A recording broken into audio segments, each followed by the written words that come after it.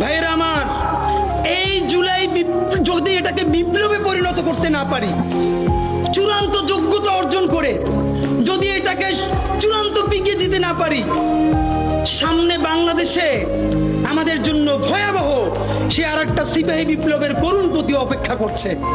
আপনারা অনেকে ভাবতেছেন এইটাও কি সম্ভব? জামাতের ভাইয়েরা অনেকে বুঝে না, বলে কি করে সম্ভব? মনে করাই দেই, শহীদ নিজামী মুজাহিদ সাহেবেরা মন্ত্রী হিসাবে সর্বশেষ যখন সম্ভবত 2006 বা 2007 মন্ত্রী ছিলেন, বলেন তো তার কয় বছর পর তাদেরকে ফাঁসি দেওয়া হইল? 10 বছরও লাগে নাই। রানিং ফুল মন্ত্রী ছিল, লক্ষ লক্ষ মানুষ তাদের সাথে ছিল, তাদের মন্ত্রণালয়ে একটা পয়সার দুর্নীতি বের করতে পারে নাই। 10 বছরের মধ্যে মন্ত্রিত্বের পর তাদেরকে ফাঁসি দেওয়া শুধু হয় নাই, তাদের সন্তানরা তাদের জানাজাটা পর্যন্ত পড়তে পারে নাই।